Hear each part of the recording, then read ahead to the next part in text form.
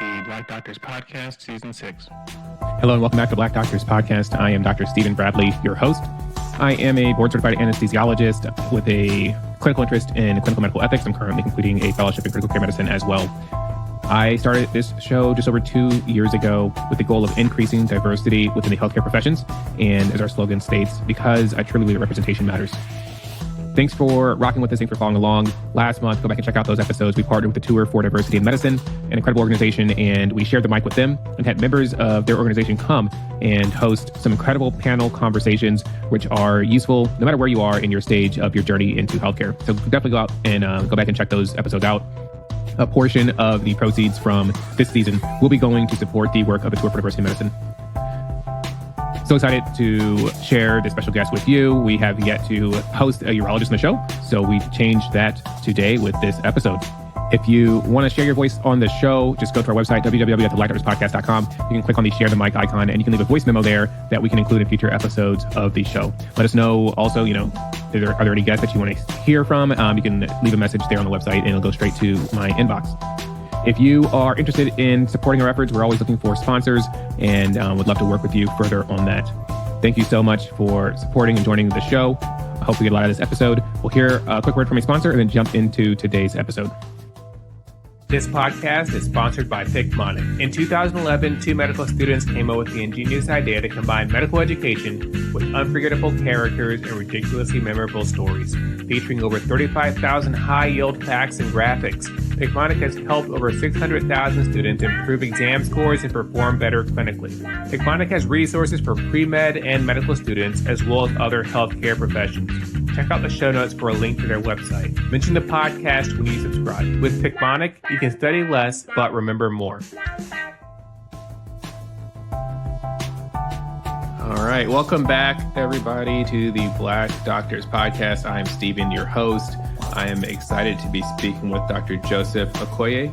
He is the first urologist that we've had on the show. I've been very excited, no pun intended, to bring on a urologist and share this incredible specialty, which is probably, I think it's a fair guess to say, lacking in representation. But Dr. Acquaye, thank you so much for joining us. Thank you for having me. I appreciate being able to come on the show and, again, being the first member of the Stream Team on your podcast. Stream Team. Man, so let's start at the beginning. You are Ghanaian Canadian. So how did you end up in Canada? Well, my parents, obviously both from Ghana, West Africa, made the decision to come down to North America for better opportunities. And at that time, there was a pretty good lottery to get into Canada. So my mom actually came down first, brought her whole family. Eventually, my dad came down and raised myself and my two sisters in Toronto, which is kind of a immigrant hotspot in Canada. So a lot of the Ghanaians do settle there. So I was born and raised in Toronto, Ontario, Canada. Spent most of my years here before eventually migrating to the U.S. for medical school. But yeah, born and raised here, and definitely have had the benefit of being raised in such a multicultural place. Nice. And so you did college or undergrad in Canada? Yep, I went to the University of Toronto. I actually studied physical education and health because initially being a physician wasn't on my radar. I thought I was going to be, I was an athlete at that time, so I ran track and field on the varsity team, and a lot of the athletes would end up studying kinesiology as a degree. And a lot of them would go into teaching or chiropractic medicine or physical therapy. So I thought I was going to take that route. And then I had a little bit of a desire to pursue pharmacy until I took chemistry in undergrad and got like a D. And I was like, all right, I guess pharmacy's off the table. So it wasn't really until a lot later, kind of in my educational journey at that point, where I decided about medicine. Okay. So you didn't have the grades to go into pharmacy, so you just decided to become a urologist. Well, yeah, what happened was, I finished undergrad and I'd done pretty decent, but, I thought I was going to go into athletic therapy at that point in undergrad. So I applied to it, didn't get in to athletic therapy. I applied for a master's program, didn't get in. And then I found myself out of undergrad, no acceptances to any of the academic programs I thought I wanted to do. It was actually pretty hard to find a job as a kinesiologist because it's not really a field that a lot of people go into. It's not a professional degree necessarily. It's just an undergrad degree. So my first job out of undergrad was cleaning undergrad. I actually worked for the parking and custodial services. So that was a humbling experience, but, definitely paid the bills. And at that point, I also had the opportunity to eventually work as a medical assistant. And that was where my interest in medicine started. I always joke that as a medical assistant, I was doing all the work, and then the doctor would come in and sign off on the note, and he'd get paid, and I wouldn't. And I was like, wait a minute. Something about this arrangement doesn't sit well with me. So I think that's where my interest in medicine kind of sparked. And then at that point, I started looking at what I need to do to take that route. So I'd end up doing 2 additional years of getting my prerequisites and getting everything in order before I applied to med school. Gotcha. Man, so actually going back a little bit, what sports did you do or did you run in track and field? Yeah, so in high school, I was a track athlete. I was on the basketball team. I was on a tennis team. And in 12th grade, I was actually the athlete of the year that year. So ended up getting a partial scholarship to the University of Toronto, academic athletic. And I ran under a track and field team. And it was indoor track and field because of how the season is set up. So I actually ended up doing the 600-meter run as well as the 4x8 relay. And on rare occasions, I'd run like 200, but mainly I was a middle distance runner. So you're pretty good then, huh? That was pretty decent. I think I had a little bit of speed. I got to compete at the nationals, and we'd sometimes travel across the border and compete. But yeah, it was fun. Unfortunately, I didn't actually continue after my first year of undergrad because my parents had a business, and that was where things kind of started to go south with their business. They sold like hair products and things like that, catered towards the Black community. But that was at the same time Amazon and the other kind of wholesale Korean hair stores were starting to pop up. So that took a hit, and as a result, a lot more of the financial burden fell on myself and my younger sister. So I ended up dropping track so I could help out in terms of work and things like that. Man, that's tough. And like so far into your story, like I've heard triumphs and then I've heard setbacks. I was also a pre-physical therapy major. That was me hedging my bets in case I couldn't make it in medicine. But you're right, like the job prospects weren't great, but hearing your story, you were a fantastic athlete, but had to hang that up for a bit. You finished undergrad and had to work at the school to pay bills, respectable, obviously. But listening to that story, you're like, man, how did you get from there to where you are today? So how did you go from janitor, medical assistant into medical school? Yeah, so I think I can rewind a little bit. So, I kind of glossed over my high school story, but it wasn't that smooth for me. I was maybe, what some people would call a problem child. By the end of 10th grade, I found myself in some trouble, and I was at the risk of getting kicked out of my high school. So I had the opportunity, I call it, but it was more of a mandatory, you better do this, to participate in this mentorship program that was hosted by the University of Toronto. And I think there's some analogous thing in the US. I think it's like SMDP or something like that. But we had something called SMP. And it was basically geared towards at-risk students, exposing them. It was mainly Aboriginal students as well as Afro and Caribbean Canadian students, exposing them to the medical field. So that was kind of my first taste of like, hey, you know what? There's other people who look like me. They're working hard and trying to do well for themselves. And I guess meeting mentors in that environment, as well as people who kind of, had the same mindset, helped turn things around for me in terms of academics. You know, when I came back, I was like, all right, kind of had a renewed focus, and I started doing really well in school. And by the time I finished high school, I was graduated as a top male student, a valedictorian, and the athlete of the year.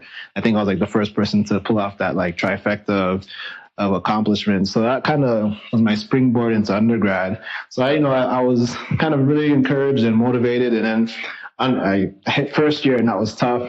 Did pretty poorly, but I was able to kind of turn things around near the end.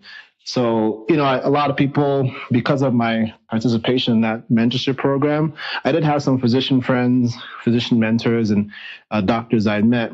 And, especially Black doctors in Canada, it's definitely not as common as you would see here to even meet Black doctors or have Black teachers or anything of that sort. So, building mentors in that environment kind of helped, especially when I was going through get out of undergrad, don't have any prospects, I'm working.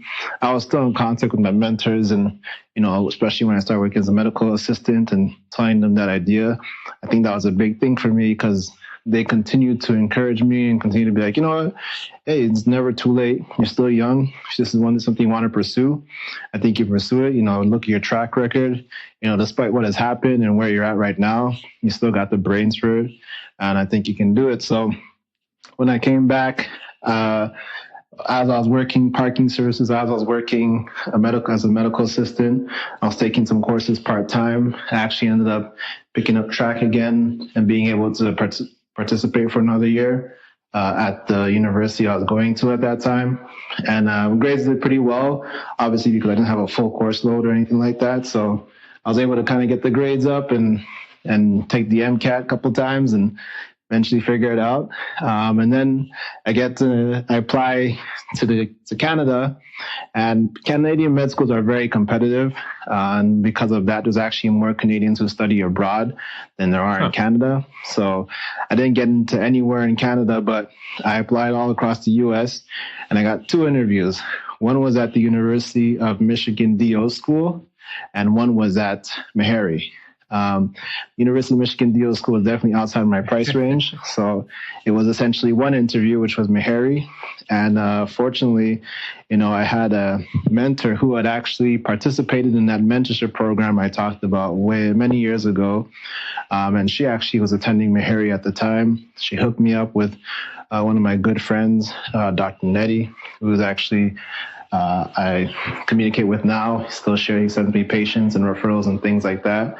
But he kind of helped mentor me through the interview process, got me a place to stay, and did well in the interview enough to get in. Wow. So that was kind of how I made that transition and eventually made my way to med school. I think kind of the aggregate of my experiences made my application somewhat impressive, but I definitely have to acknowledge all the people who helped me along the way. That is a beautiful story. And it speaks to kind of our slogan that representation matters, and having that experience set you up, even though it was relatively small, it was just a little summer program, or so you think.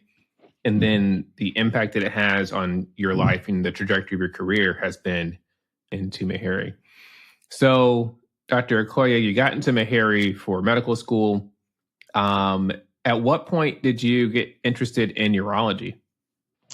Yeah, so the funny thing is I had no idea what urology was prior to medical school. In fact, I was pretty opposed to doing anything surgical because the prospect of standing up for hours at a time on one task didn't really appeal to me. So the experience I actually had with medicine prior to Meharry was pediatrics. My pediatrician was the only Black provider I had growing up, and we were pretty close. She was also a Ghanaian and, a trailblazer in her own right. So I thought I was going to be a pediatrician, go back to Canada, take over her practice, and that would be it. So, obviously we get to third year, and third year is a bit of a rough time for me. My oldest sister was diagnosed with leukemia. She'd eventually pass away during that first rotation, the second half of third year. So my rotations got kind of mixed up, and I ended up doing a surgery rotation. And the only things that were left, because I had to take some time off, were urology and vascular surgery as my elective. So I picked those up and I was like, all right, whatever, let's just get through this. I didn't really like the general surgery experience that much. I definitely didn't like the vascular surgery experience. But then I get to urology, and the urologist there, it's Meharry. So of course you have a lot of Black provider, but his name is Dr. Moses. He's duly appointed at Vanderbilt, and he served as a really great mentor just in general, and kind of watching him go to work sparked my interest in urology. And, I was fortunate enough to do pretty well in my STEP exam. So I had my dean in my ear a little bit, saying like, hey, you can consider it. I think you'll be competitive enough. And obviously for me, this is like midway through third year. So, I realized, okay, if I really want to do this, I'm going to have to get research and get all that stuff in order and get away rotations and do all that stuff very quickly. And back to Dr. Moses, he's like, all right, well, if this is what you want to do, here's a game plan. I ended up getting some good research projects, doing some good away rotations. I did pretty well on them and kind of springboarded me into that.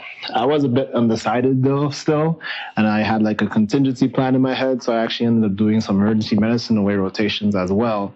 And I realized I definitely don't want to do emergency medicine because after being in the controlled environment that was the OR, going to the ED was a little bit chaotic for me.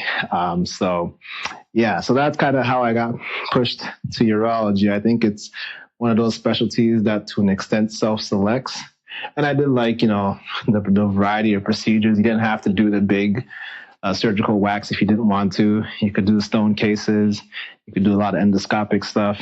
You could do a lot of, simple cosmetic cases. And you could do the big cancer cases if you wanted to, but a lot of them are streamlined because they're robotic. And then, of course, you have your clinic procedures. So I think that variety appealed to me, and the idea of the fact that urologists are still pretty heavily involved on the medical side of things with regards to kind of the inpatient care. So I did like that as well. So all of those kind of pushed me towards urology, and fortunately it worked out for me that I was able to, one, have a great mentor, to do good on my rotations and get good letters of reference, and three, get exposed to the specialty in the first place, because I don't think I would have even considered it if I wasn't pushed into it at that point in time. Yeah. So talk about urology for the pre-meds and the medical students out there. They may or may not have experienced or met a Black urologist or urologist. What would you tell them about the specialty?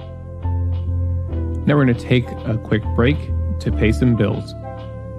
Hey there, I hope you're enjoying listening to the show. I wanted to take a minute to talk about TrueLearn and thank them for sponsoring the Black Doctors Podcast. TrueLearn is a medical exam preparation company that helps you outperform on your boards. If you are a medical student or resident physician, you should definitely check out their products. If you sign up, please use the code BDPodcast and you'll get a discount. They have resources for both DO students as well as MD students and even physician assistants. When it comes to residency licensure, they offer question banks for over 8 different specialties. TrueLearn gives analytics that give you insight into your study habits, your question responses, and tracks you along with your peers. Students and residents average 20% improvements after completing a TrueLearn Smart Bank. Check them out at truelearn.com. And again, remember to use the code BDPodcast to receive your special discount. Now back to the show. Well, urologists focus on the surgical management of things. So a lot of people confuse urology with nephrology. They're both doctors who deal with the kidney to an extent, but nephrologists deal with the medical side of things, like, kidney disease and dialysis and metabolic workups in that regard. Urologists are on the surgical side. So anything from the kidneys, ureters, the bladder, the reproductive organs. So kidney stones, kidney cancer, bladder cancers, bladder stones, issues with the prostate, issues with continence, testicular cancers, penile cancers. So these are all things that fall under the purview of urology, and we manage these things surgically. So if somebody has prostate cancer, we're the ones who are taking out the prostate. Somebody has kidney stones, we're the person removing the kidney stones. Somebody has continence issues, we're helping to manage that both medically and surgically. And once again, the same applies to testicular cancers and penile cancers. So that's kind of where we fall in terms of our responsibilities. And what are some of the subspecialties in urology? So within urology, there's pediatric urology, and obviously you deal with a different set of issues, but still with the same GU system, and you'd be managing those issues surgically for the most part. There's female urology, so you'd be dealing with female incontinence a lot, organ prolapse, things like that. There's endourology. So those are the people who take on the complex kidney stone cases and do a lot of kind of non-invasive approaches. There's urologic oncology. So those are the people, of course, who deal with the big, more complex urological cancer cases. There is also reconstructive urology. So those are the people who deal with kind of the plastic surgery urology interface. So people who are, helping with gender reassignment surgery, for example, or urethral surgery, or penile, more like penile kind of plastic procedures, things like that. So that's kind of where. So those are some of the kind of more recognized subspecialties within urology. And of course, your general urologist may find themselves involved in all of those areas to an extent. Gotcha. For our attending colleagues or residents out there listening, when should we consult urology for Foley placement? So if, let's say, a patient tells you, hey, I have a complicated urologic history, and you've done a chart review and you see a note that says urology needed to place the Foley last time, and the note doesn't end with, don't call us next time, it's fine, then consult urology. If there's been multiple attempts and the patient's bleeding and you still can't get it in, don't keep trying. At that point, call urology. If there's any anatomic variation, sometimes people can have urethral strictures or meatal strictures where you can't even get the meatus open, or they may have bad phimosis where you can't even see the opening to the penis. Those are situations to call urology. If a patient has a suprapubic tube, for example, and it's been dislodged for hours and you can't get it back in, that's a situation to call urology. So those are kind of the situations where, we expect to be called. Sometimes females who are very obese can have difficult Foley placements. There are ways around calling urology, but obviously if multiple attempts have been made, call urology. But outside of that, usually they can, a lot of these Foley placements can be handled by a nurse or an experienced charge nurse or somebody like that, or one of the physicians who's comfortable with Foley placement. Gotcha. As an anesthesiologist, I can confidently say I have never intubated the urethra, so don't call me. There you go. As we start to wrap up, I want to ask you this question because it's not about medicine per se, and then we'll go back to some advice for students to close out. But I find something very interesting about you, learning more about you, your story, so many different cultural perspectives and experiences, but the intersection of being an athlete, being a subspecialized physician, and a BLERD, so a Black nerd. How, athletes and nerds and BLERD, how did all that come to be, and how do you make it all work? Well, I can definitely speak to the athlete/nerd crossover. That's actually pretty common, I would say. I think a lot of people underestimate it, but let's say a salient example is the winner of this year's 200-meter World Championships. He is a very recognized bird, Noah Lyles. He runs with he dyes his hair silver to look like Goku's final form, or for example, Noah Lyles. And he just broke Michael Johnson's record in the 200-meter. So he's the fastest 200-meter runner in American history, and he won the World Championships. But he's also very outspoken, obvious BLERD. Like I said, the first time he won, he dyed his hair silver. When they asked him, he's like, I was trying to go ultra instinct like Goku. So, that's just an example, but there's many in the NBA. There's many, a lot of people who have anime themed shoes, for example. And even when I was in the basketball team, like, we would spend our time after practice just watching anime and hanging out. So that intersection is pretty common. The intersection between being a nerd and a physician, I think it follows, you got to be, a lot of nerds are pretty studious, and obviously you need to have some of that to go into medicine, but obviously it's not as common as you'd expect. But being online and virtually connecting with a lot of people, I've met like a huge community of fellow nerds, or BLERD specifically, who happen to be physicians, and it's definitely more common than people think. So we're out here, I think a lot of times we have similar upbringings, playing video games after we've studied, playing sports, but still kind of having that nerd influence. So yeah, definitely it's fun to juggle all three, and I'm proudly all three. And I definitely think that it endears me to some of the patients I get to interact with. And it's really fun to find other physicians who fall under that same intersection, because it's such a specific niche and we can relate a lot. That's dope. Yeah. I guess I don't know that. I'm not an athlete. I'm like the furthest thing from an athlete in retrospect. So yeah, we definitely a lot. I think definitely all of us would rush home and watch Dragon Ball Z and talk about it the next day. And, I think some people, they get older and they kind of drop it off. And then some of us lean more heavily into it, because now it's like, okay, now I have money to afford all the nerdy stuff I wanted to buy as a kid. And and we end up here.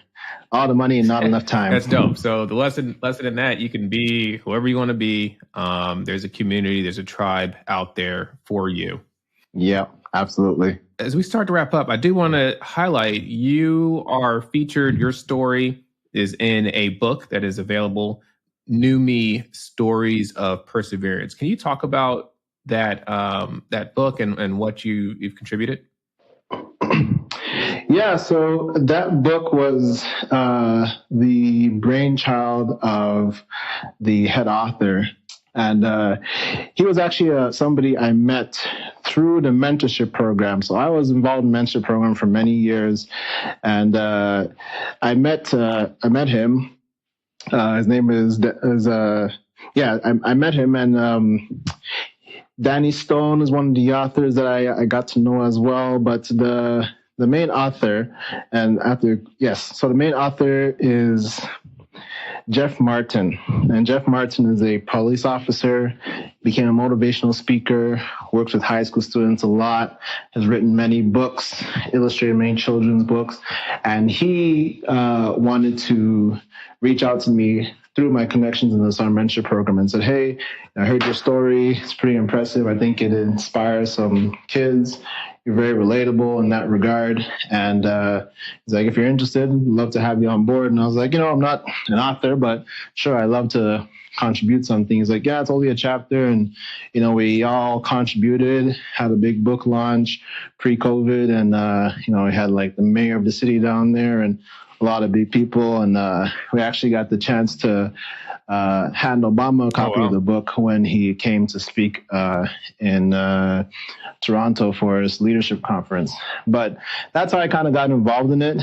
And, obviously I would have loved to be more involved. We had a whole tour planned, and then COVID hit and kind of derailed that. And it's been kind of hard to get that back on track. But I think, a lot of people had time to read the book, and definitely have gotten great feedback. But it was just my way of, inspiring people, encouraging people. All the stories have the similar theme of seeing the final result, but there were a lot of trials and tribulations that preceded that.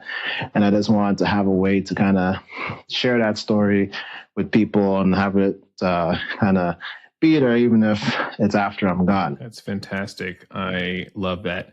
We will definitely include a link in the show notes where you can find a copy of this book. As we wrap up, I've said that 3 times now.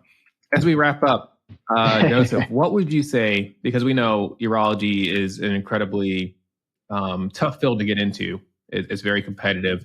What advice would you give to first and second year medical students, third and fourth year medical students about how to position themselves to match into urology? One of the advantages these days with increased social media and increased presence of doctors on social media is that there are now pages and programs geared towards specifically Black students or students of color who are interested in urology. And that particular program is called Urology Unbound. You can just Google it. It'll bring you straight to the website. It was started by a good friend of mine, Dr. Chanel Wilson, and she's actually based in Atlanta herself. And it's basically early mentorship, early attachments to research projects. Because like any other competitive specialty, the best way to kind of poise yourself for success is start early. So if you know you want to do it in first or second year, you start getting with a mentor and start getting involved in research projects so you can build that portfolio. Of course, you got to do well in class and do well in the exams, but it's a lot about connecting and making those connections early. So by attending conferences, by being involved in research, you start to meet people early, make those connections. So by the time you're going to do an away rotation, you have people you've already met. And obviously it makes it easier to make an impression there, to get letters of reference there, and all that good stuff. If you decide a bit earlier, you just got to be focused and say, okay, well, I got to get my research done and establish mentors. And once again, it's the same kind of deal, trying to establish connections so that you're poised to do well when you go on these away rotations. But that's it. And I think that's kind of a key point and something I encourage anybody to do. But yes, Urology Unbound is the website. And like I said, if you're a young medical student interested in urology, great place to start. It's like nice to have something with a formal framework versus like I had to do this kind of reaching out to random people and being fortunate enough to find mentors and research projects. That's awesome. Dr. Acquaye, thank you for joining us on the show. If you're interested in learning more about him, one, you can pick up a copy of that book he mentioned. You can follow him on Instagram, jacademic_MD. Is that how you say it? How do you say it? Yeah, I just say J Academic, but yeah, J Academic sounds cool too. But J Academic. Yes, yeah, J Academic. It harkens back to being a kid and being obsessed with DJ Academics and his little mixtapes. So I kind of took a play on that. So J Academic_MD, spelled with the AKA DEMIK_MD. Oh, that's dope. I like it. Yeah. And it's funny how you think you have like a really catchy Instagram handle, but if people don't know your story, then they don't know how to say it correctly. Like my other account is Doc Brad is Doc B Rad, really, but everybody's like, yo, Doc Brad. I'm like, man, it's Doc B Rad. DJ Doc B Rad. Awesome. Well, you guys are ruining it. And then finally, you got to tell them your TikTok, man, because I'm not saying that. So my TikTok is DickDoc_MD. So DIKDOK_MD. Trademark. I just figured that it would be very easy for TikTok users to find. And it's another place where I share a lot of the stuff. But typically I'm on Instagram, most active there. But definitely feel free to add me on either social media platform. Fantastic. Well, Dr. Acquaye, thank you so much for joining us on the Black Doctors podcast, because representation matters. Awesome. Thank you for having me. Really appreciate it. I had a fun time, and I definitely look forward to checking out your other interviews. As I launch this episode, it is the beginning of October. For this week's sign, I just want to chat with those folks in the process. You likely just completed your ERAS application for you fourth year medical students that are looking to match this upcoming spring. I remember those emotions, those feelings when I was engaging in the match process, when I was scraping together the application, scraping together the funding to pay for those applications, and then figure out how to pay for the different interviews. And it was a crazy time, very overwhelming, a lot going on. the uncertainties of knowing if I would match into the specialty that I wanted, into the program that I wanted. How would I figure out where I wanted to go for training? It was just a very trying time. But what I would say to you, if you're in this situation, try to see the good in it. Try to enjoy the process, as difficult as that sounds. You are going to be successful. Just speak that into existence. You didn't come this far to fail. Look, on social media, it's so awesome as a resource to connect with mentors, to look at people from different programs. It's definitely something that, would have been fantastic to have years and years ago when I was in the match process, back in my day and all that. But at the very least, would just want to encourage you as you begin these endeavors, these challenges. A couple of tips. There are going to be virtual interviews again this year, so make sure your virtual setup is squared away, where you have your good lighting, you have good internet, you have a nice quiet place to engage with your virtual interviews. Throw those interviews in your schedule. I know you don't have any problems with that, but definitely the scheduling is going to take on a whole new meaning, and you don't want to be double booked or miss out on opportunities. Practice. Make sure you're practicing these interviews. Get some mock interviews done with a mentor or with somebody from your institution. Would love to hear about your experiences in the match process and your thoughts heading into this match season. This application season, rather, soon to be followed by the match season. So if this is you, check out our website, www.theblackdoctorspodcast.com. Click on the share the mic or pass the mic icon and share your thoughts about ERAS. Is it a good system? Is it something that we can fix? If you could design the perfect match system / program, what would you do or what would you change?